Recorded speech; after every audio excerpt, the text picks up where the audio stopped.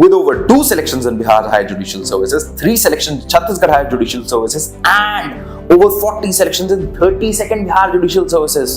भाई साहब, हमारा साल तो बहुत लाजवाब जा रहा है। अगर आप भी चाहते हो ना कि आने वाला समय आपका भी अच्छा जाए, we have a golden opportunity for you, a Judiciary Foundation program where you will get to learn from a judge how to become a judge. इस प्रोग्राम के अंदर वो सारी चीजें होने वाली है जो आपको चाहिए। Interactive classes, exam-oriented study material, dedicated sessions for mains answer writing and for judgment writing. और भी बहुत सारी चीजें हैं, उनके बारे में और जानकारी चाहिए ना तो नीचे दिए नंबर पर तुरंत कॉल करिए। Hello, I am Shweta Diwan. I have completed my engineering from electrical domain in the year 2014. Thereafter, I pursued law, which got completed in year 2022. Then I took first attempt in which I gave interview in the Chhattisgarh Judicial Services. This was my second attempt in which I secured first rank in Chhattisgarh Judicial Services. I have also taken coaching from Chanakya Law Academy, Raipur, for my preparation. There are 3 stages in Chhattisgarh Judicial Services. For prelims, there are 100 marks. For mains, there is 100 marks, and again there is an interview which consists of 15 marks. Prelims में basically MCQ questions होते हैं जिसमें आपकी negative marking नहीं होती है और हमारे 15 सब्जेक्ट्स होते हैं और उसको हमें बेरेक्स मेनली मैंने फॉलो किए थे। सारे बेरेक्स एटलीस्ट 2 to 3 टाइम्स पढ़ना है हमें। उसके बाद मैंने MCQs सॉल्व किए थे। Every day I use to solve at least 200 से 300 MCQ. I used MCQ books of Ashok Jain, AK Jain, and I also used single publication. फिर मैंने परीक्षा मंथन भी फॉलो किया था। ये इनकी MCQs आपको इतने बार करने हैं कि आपके दिमाग में वो बस जाना चाहिए। मैंने प्रीवियस ईयर क्वेश्चन पेपर भी सॉल्व किया है बहुत ज़्यादा, क्योंकि बहुत इंपॉर्टेंट होता है कि हम प्रीवियस ईयर्स में क्या क्वेश्चंस आए हैं वो देखना रहता है हमें। तो प्रीवियस ईयर क्वेश्चंस बहुत इंपॉर्टेंट हैं क्योंकि उससे हमें पैटर्न पता चलता है। हालांकि पैटर्न हमेशा बदलता रहता है। ईयर 2022 में माइनर एक्ट्स का बहुत वेटेज था जो कि नहीं होता था अक्सर, और CPC से क्वेश्चन बहुत ही कम थे। I can see negligent questions, मतलब थे ही नहीं क्वेश्चंस। तो हम ऐसा नहीं बोल सकते कि हमेशा ये पोर्शन ज़्यादा कवर होगा या ये पोर्शन कम होगा। कुछ भी कोई पोर्शन हमें छोड़ना नहीं है। नॉट इवन कि rent control act, Chhattisgarh rent control act छोड़ दें, या मतलब बहुत छोटा माइनर एक्ट को भी हमको ध्यान में देना है। और बेरेक्ट्स बहुत अच्छे से पढ़ने हैं। इवन उसमें छोटे छोटे कीवर्ड्स भी जो हमें याद रखने चाहिए। मतलब हमें इतने बार बेरेक्ट पढ़ना है कि वो दिमाग में बुक्स जो पेजेस में क्या लिखा है वो याद हो जाए, और उसके साथ साथ MCQs सॉल्व करने हैं। उसके बाद हमें मेंस की तैयारी, जैसे ही एक बार हमारा प्री हुआ या उसके साथ ही जैसे रिजल्ट नहीं आया और हम श्योर है कि हमें हम क्वालिफाई कर रहे हैं, तो हमें मेंस की तैयारी साथ साथ चालू कर देनी है अपने। मैंने मेंस के लिए भी चाणक्य लॉ एकेडमी रायपुर से कोचिंग की थी, और मैंने मेंस के लिए रॉबिनजीत की बुक भी रेफर की थी।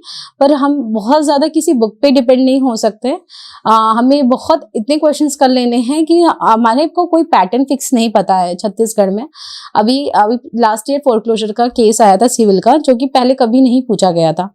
तो वो हमें कुछ फिक्स नहीं रहता है। तो हमें हर टाइप के क्वेश्चंस प्रिपेयर करने हैं। रिडेम्पशन हो, फोरक्लोजर हो, डिटर्मिनेशन ऑफ लीज हो, स्पेसिफिक परफॉर्मेंस हो, प्रॉमिसरी नोट हो, हम कहीं से भी कुछ छोड़ नहीं सकते।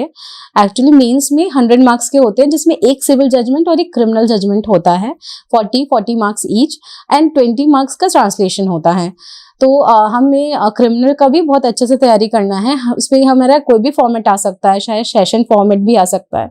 तो हमें हर तरह से उसको तैयार करना है। प्लस हमें रोज एक टाइमर लगा के जजमेंट राइटिंग करनी है, चाहे वो लास्ट ईयर क्वेश्चंस हो या किसी भी स्टेट के क्वेश्चंस हो। मतलब हमें हर क्वेश्चंस को तैयार करना है और खुद से हमें इवैल्यूएट करना है कि हम कैसा लिख रहे हैं और कैसे बेटर कर सकते हैं। हम चाहें तो ई-कोर्ट से भी मैंने हेल्प लिया था। जो ई-कोर्ट्स है उससे मैंने जजेस के जो अच्छा जजमेंट मुझे लगे थे तो वो जजमेंट्स में डाउनलोड करके पढ़ा करती थी। अगर मुझे उसमें कोई कीवर्ड्स अच्छे लगते थे तो मैं उसे नोट कर लिया करती थी। साथ में मैंने लाइव लॉ भी फॉलो किया था, उसका भी सब्सक्रिप्शन लिया था। लाइव लॉ से मैंने जजमेंट्स पढ़े, उसमें भी मुझे जो कीवर्ड्स अच्छे लगते थे उससे मैंने अपने जजमेंट्स में लिखा था। 20 मार्क्स का ट्रांसलेशन होता है, जो कि हम बिल्कुल इग्नोर नहीं कर सकते क्योंकि इसी से मेरिट आएगा। मैंने ट्रांसलेशन में बहुत एम्फेसाइज किया था, और ट्रांसलेशन का मैं पढ़ते पढ़ते हमेशा जब भी बैरेक पढ़ती थी तो कुछ वोकैब्स हमेशा नोट करती थी। मैंने वोकैब्स नोट कर करके 8 से 10 हज़ार के वर्ड्स के वोकैब रेडी कर लिया था, जिसे मैं सोने से पहले डेली पढ़ती थी। तो हमें वोकैबलरी भी अपने साथ में रेडी करते जाना चाहिए, और ये काम हमें अभी से, जैसे ही हमारा प्री हुआ उसके बाद कर देना चाहिए। और ट्रांसलेशन हमें बैरेक से बहुत अच्छे से करना चाहिए। हम बैरेक करने से थोड़ा सा संकोचाते हैं, पर हमें बैरेक से ट्रांसलेशन करना चाहिए। मेंस की तैयारी के लिए हमें 3 घंटे का पेपर होता है, तो हमें उसे बाइफरकेट करना चाहिए क्योंकि हमें टाइम बहुत शॉर्ट पड़ता है। वहाँ पे हमें क्वेश्चंस भी पढ़ने होते हैं, साथ में उतना बड़ा हमारा एक फॉर्मेट है उसे भी फॉलो करना रहता है। तो मैंने मेंस के लिए और सिविल के लिए 1 hour 20 minutes मैंने क्रिमिनल जजमेंट के लिए तैयार करके रखा था, और 1 hour 10 minutes मैंने सिविल के लिए रखा था, और 30 minutes मैंने ट्रांसलेशन के लिए किया था। ये अब पे डिपेंड करता है कि एग्जाम में ट्रांसलेशन कितना बड़ा आ रहा है। अगर वो छोटा आ रहा है तो हम उसे 10 minutes 20 minutes करके भी दे सकते हैं, और इधर हमारे जजमेंट्स के लिए हम ज़्यादा टाइम दे सकते हैं। इस बार जो सिविल जजमेंट आया था 2023 में, वो काफ़ी लेंदी था। उसको मुझे सॉल्व करने में 1 hour 15 minutes लग गया। तो हम कोई स्टैंडर्ड टाइम नहीं है, बट हमें टाइम मैनेजमेंट बहुत इंपॉर्टेंट है क्योंकि हमें ये चारों क्वेश्चंस अच्छे से अटेम्प्ट होने चाहिए। With over 2 selections in Bihar Higher Judicial Services, 3 selections in Chhattisgarh Higher Judicial Services, and over 40 selections in 32nd Bihar Judicial Services. भाई साहब, हमारा साल तो बहुत लाजवाब जा रहा है। अगर आप भी चाहते हो ना कि आने वाला समय आपका भी अच्छा जाए, we have a golden opportunity for you, a Judiciary Foundation program where you will get to learn from a judge how to become a judge. इस प्रोग्राम के अंदर वो सारी चीजें होने वाली है जो आपको चाहिए। Interactive classes, exam oriented study material, dedicated sessions for mains answer writing and for judgment writing, और भी बहुत सारी चीजें हैं। उनके बारे में और जानकारी चाहिए ना, तो नीचे दिए नंबर पर तुरंत कॉल करिए। प्लस हमें इश्यूज पे बहुत ध्यान देना चाहिए। सिविल के जजमेंट्स लिखते वक्त इश्यूज बहुत फोकस करके हमें सही इश्यूज बनाने चाहिए। मैंने हर एक, जैसे प्रॉमिसरी नोट है तो मैं उसमें कितने इश्यूज बनाऊंगी करके मैंने नोट्स तैयार किए थे। जैसे स्पेसिफिक परफॉर्मेंस है तो मैं कितने इश्यूज बनाऊंगी, रिडेम्पशन सूट आ गया तो मैं कितने इश्यूज बनाऊंगी, ये मैंने पहले से तैयार किया। साथ में लैंडमार्क जजमेंट्स जो रीसेंट के हैं और जो पहले के भी लैंडमार्क जजमेंट्स हैं सुप्रीम कोर्ट के, वो भी मैं तैयार करके रखी थी कि किस केस में मुझे किस जजमेंट का यूज़ करना है। और जैसे भी हमारे मेंस जजमेंट्स की बात आती है तो हमें हर आर्ग्यूमेंट में हर पॉइंट को कवर अप करना है, कुछ भी चीज़ मिस नहीं करनी है। तो क्रिमिनल की जहाँ बात आई तो लैंडमार्क जजमेंट्स में हमें अच्छे से फोकस भी करना है। साथ में चार्ज में हर एक चीज़, लीगल वर्ड्स और एलिमेंट्स जो हमारे चार्ज के हैं। फॉर एग्जाम्पल, अगर हमारा थेफ्ट है तो हमारा consent, without consent, possession, dishonest intention, जो भी हमारे एलिमेंट्स हैं, जो 5 एलिमेंट्स, वो सारे के सारे इंक्लूड होने चाहिए चार्जेस में भी और एप्रिसिएशन में भी। तो इस तरह मैंने क्रिमिनल की भी तैयारी करी थी, और ट्रांसलेशन का भी मैंने बहुत अच्छे से फोकस किया था। प्री के लिए मैं रोज कम से कम 7 to 8 hours का रीडिंग करती थी, और बैरेक्स में बहुत फोकस करके पढ़ती थी। मेंस के लिए मैं टाइमर लगा के आंसर जजमेंट्स लिखती थी।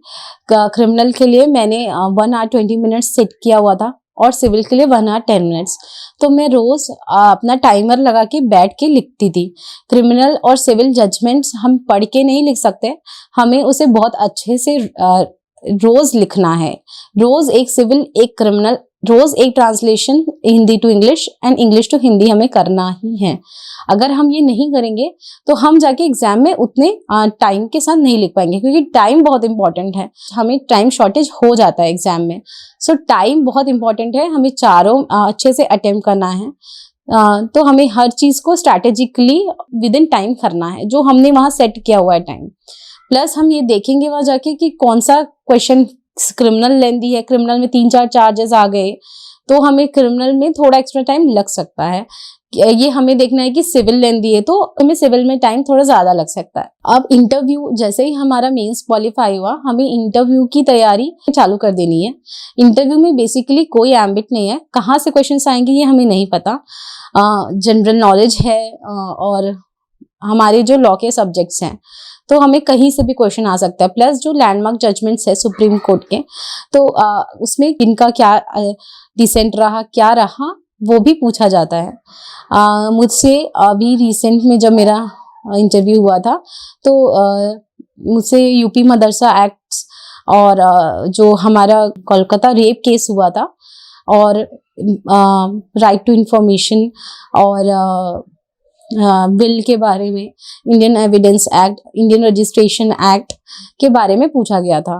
तो हम ये डिसाइड नहीं कर सकते कि हमारे इंटरव्यू में हमसे जीके ज़्यादा पूछा जाएगा या हमारा लॉ ज़्यादा पूछा जाएगा। प्लस हमारे बायोडाटा पे हमें बहुत फोकस करना है। यदि मैं रायपुर से हूँ तो मुझे रायपुर के बारे में सब पता होना चाहिए।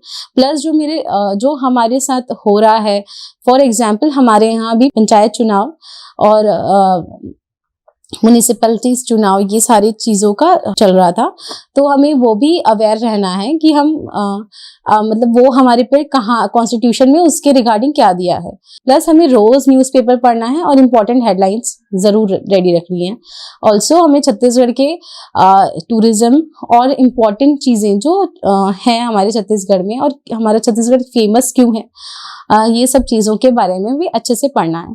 अभी हमारे पैटर्न जो हमारे नेक्स्ट पोस्ट आने वाले हैं उसके लिए जीके भी इंक्लूड हो गया है, तो हमें जीके पे भी अब अच्छे से फोकस करना है। मैं सभी से यही कहना चाहूँगी कि हमें असफलता से डरना नहीं चाहिए। ये मेरा सेकेंड अटेम्प्ट था।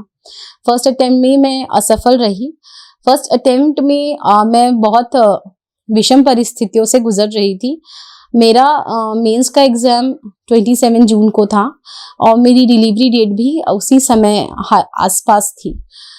तब मैंने डॉक्टर से कंसल्ट किया, उनसे एडवाइस ली और अपनी बेबी की प्री डिलीवरी कराई, और मैंने अपने बेबी को 16 जून को डिलीवर किया, और ताकि मैं 27 जून को मेंस दे सकूं।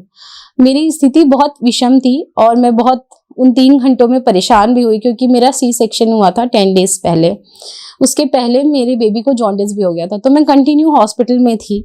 मैं अगले दिन जाके एग्ज़ाम दी और उसके बाद मेंस भी क्वालिफाई हुआ, पर मैं एंड में सिलेक्ट नहीं हुई। प्लस मेरी हाई रिस्क प्रेगनेंसी थी। मैं तो 3 to 4 मंथ्स बेड पे ही थी, तो मैंने 5th मंथ में प्री दिया था।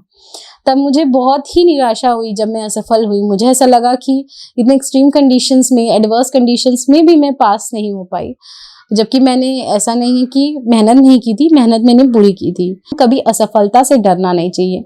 मैं बहुत निराश हुई, हताश हुई, पर मैं फिर उठी।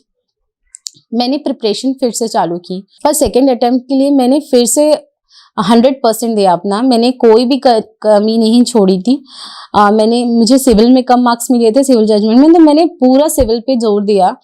ऐसा नहीं है कि क्रिमिनल पे जोर नहीं दिया, पर सिविल पे मैंने बहुत ज़्यादा फोकस किया। मैं हर तरह से वर्ड्स ढूंढती थी, हर तरह से जजमेंट्स लिखती थी और उसको खुद इवेलुएट करती थी कि मेरा पिछले से कैसा अच्छा है। मैंने इस दौर में अपने फ्रेंड्स जो सिलेक्ट हो चुके थे, जैसे कि मुस्कान हैं, उनसे मैंने हेल्प ली थी। उनसे भी पूछा कि मैं कैसे इम्प्रूव कर सकती हूँ, तो आप ज़रूर किसी से हेल्प ले सकते हैं। प्लस मैंने कोचिंग की थी, तो सर से पूरा गाइडेंस लिया, उनके नोट्स पढ़े, उनको भी अपनी कॉपी चेक कराई, और साथ में मैंने इंटरव्यू के लिए भी बहुत फोकस किया। तो मैं यही बोलना चाहूँगी कि असफलता के बाद जो सफलता होती है वो बहुत मीठी होती है। ऐसा नहीं हमें हर बार प्रथम प्रयास में भी सब कुछ मिल जाए। हमें कभी हार नहीं मानना चाहिए। अगर हमने 100% दिया है तो हमें ज़रूर सफलता मिलेगी। तो कभी ये चीज़ कि हम फर्स्ट अटेम्प्ट में नहीं कर पाए या सेकेंड अटेम्प्ट में नहीं कर पाए, ऐसा नहीं है। अगर हम उस चीज़ को पाना चाहते हैं तो हमें उसको छोड़ना नहीं चाहिए।